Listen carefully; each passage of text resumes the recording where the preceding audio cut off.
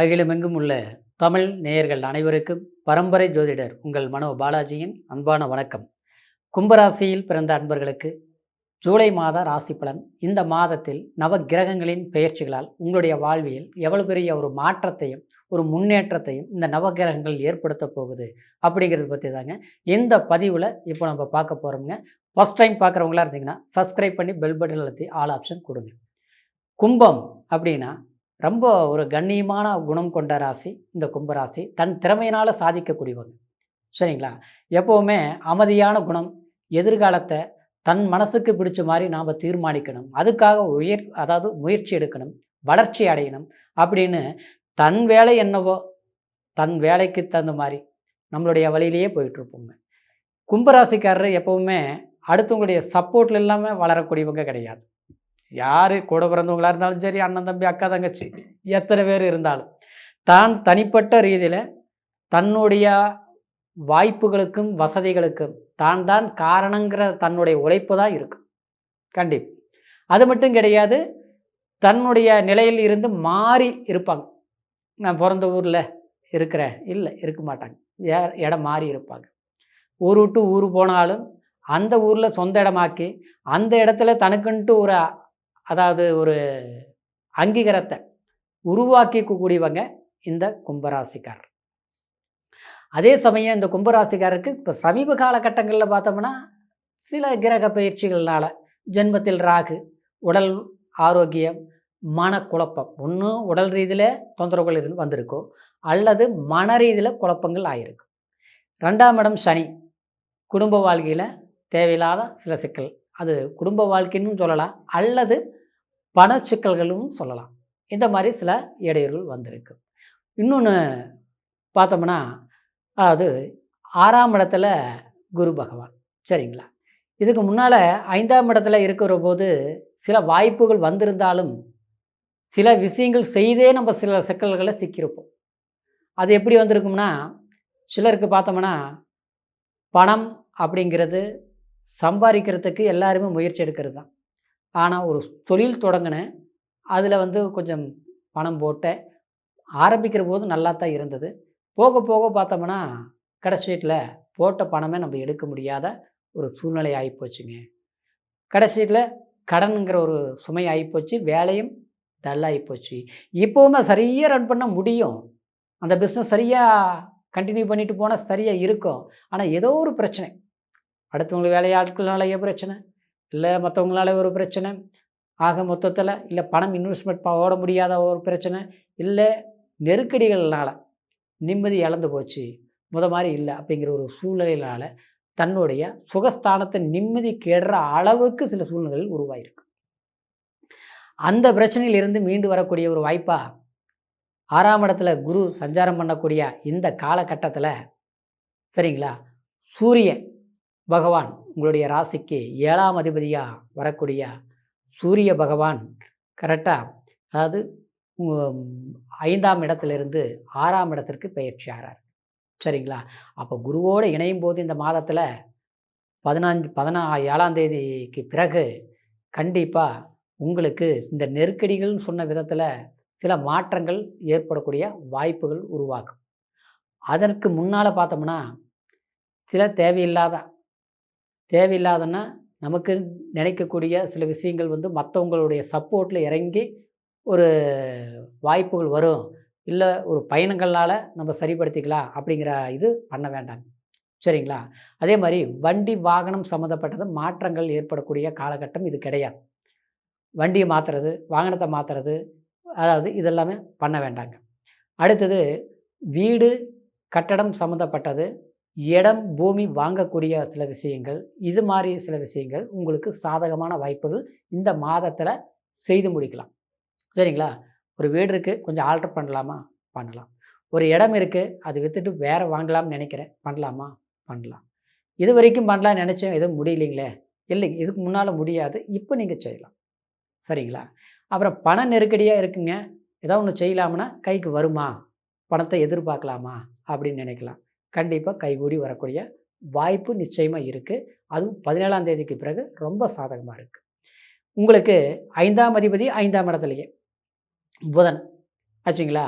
ஆட்சி பலத்தோடு இருக்கிறதுனால பூர்வீக சொத்துல ஏதாவது பிரச்சனை இருக்குங்க. கலரே ஆக மாட்டேங்குது. இல்ல அந்த இடத்துல போய் நான் இருக்க முடியல. அல்லது அத விக்கலாம்னு நெனைக்கிறேன். இல்ல நமக்கு வர வேண்டியது அதாவது கிடைக்க மாட்டேங்குது. கொஞ்சம் எல்லாமே ஒத்துழைப்பு இல்லாமல் இருக்குது. அப்படிங்கிறது இல்லாம, இந்த நேரத்தில பேசுனீங்கன்னா, ஒரு தெளிவு கிடைக்கும்.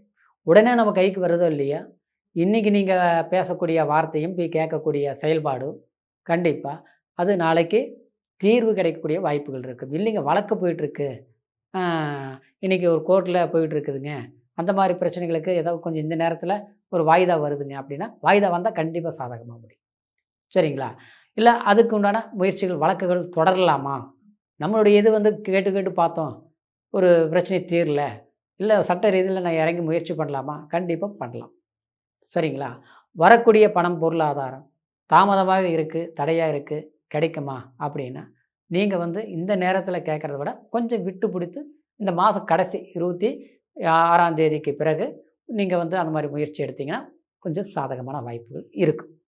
இன்னொன்னு பார்த்தோம்னா, செவ்வாய் உங்களுடைய ராசிக்கு 3ஆம் அதிபதியாகவும், செவ்வாய் பகவான் உங்களுக்கு 10ஆம் அதிபதியாகவும் வரக்கூடிய செவ்வாய் இந்த மாதம் முழுசாவே, இந்த ஜூலை மாதம் முழுசாவே அதாவது 4ஆம் இடத்துல இருப்பாருங்க.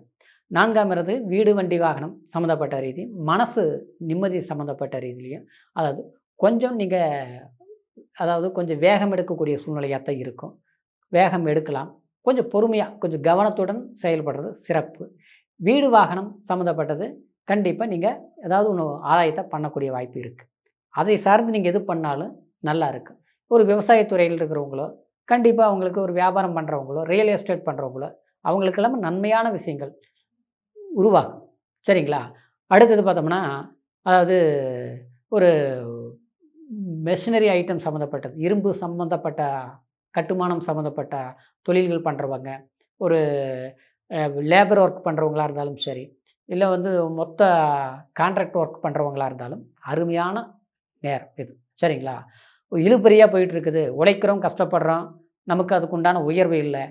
இந்த மாரி தான் போயிட்டுருக்குது. புது வேலை எதுவும் அமையலைங்க. இப்படிலாம் போயிட்டுருக்குதுங்க. ஒரு ரிஸ்க் எடுத்து ஒரு முதலீடு போட்டுட்டோம். ஒரு வீடு ஒண்ணு இது பண்ணிட்டோம். ஆனா அது ரீசேல் பண்ண முடிய மாட்டேங்குது. அப்படிங்கிறவங்களுக்கெல்லாம் இந்த காலகட்டத்தில சில வாய்ப்புகள் சாதகமா முடியக்கூடிய வாய்ப்பு. அதுக்கு உண்டான முயற்சிகள் எடுக்கலாம். சரிங்களா?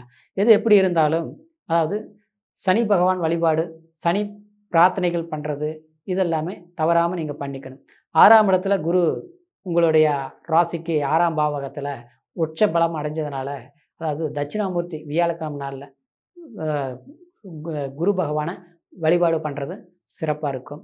அப்புறம் இந்த வியாழக்கிழமை நாள்ல தட்சிணாமூர்த்திக்கு கோயிலுக்கு போய், அதாவது தீபம் ஏத்துறதும், அடுத்தது தட்சிணாமூர்த்தி வழிபாடுகள்ங்கிறது, அதாவது அதுக்கு உண்டான ஒரு பரிவர்த்தனை, பரிகாரங்கள் செய்து, அங்கே இருக்கிறவங்களுக்கு சர்க்கரை பொங்கல் செய்து, ஒரு தானம் குடுக்கறது, இதெல்லாமே நமக்கு கடன் பிரச்சனை, அதே மாரி அன்பு சார்ந்த விஷயம், காதல் சார்ந்த விஷயம், அதே மாரி திருமணம் பண்ணி குடும்ப வாழ்க்கையிலே நிம்மதி இல்லாத சில சூழ்நிலைகள் இருக்கிறது எல்லாமே சரியாகக்கூடிய ஒரு சந்தர்ப்பங்கள் குரு பகவான் உங்களுக்கு கொடுப்பாருங்க. சரிங்களா?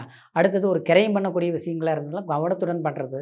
ஒரு இடம், பூமி பார்க்குறதா இருந்தாலும் சரியா கவனிச்சு நம்ம வாங்கறதுக்கு முயற்சி எடுக்கிறது. இது எல்லாமே நன்மைய கொடுக்கும்.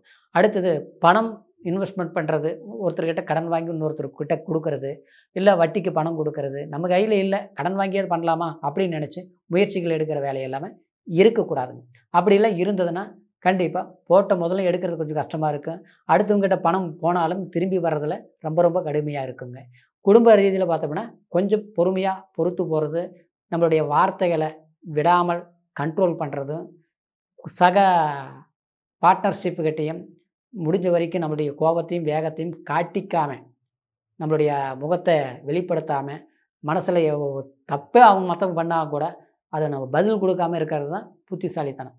சரிங்களா? அதே மாரி குழந்தைங்களுடைய எதிர்காலம் சம்மந்தப்பட்ட, கல்வி சம்மந்தப்பட்ட ரீதியில கொஞ்சம் அக்கறை எடுத்துக்கணும். அதே மாரி குழந்தைங்க படிப்பு ரீதியில கொஞ்சம் கவனம் எடுத்துக்கணும்.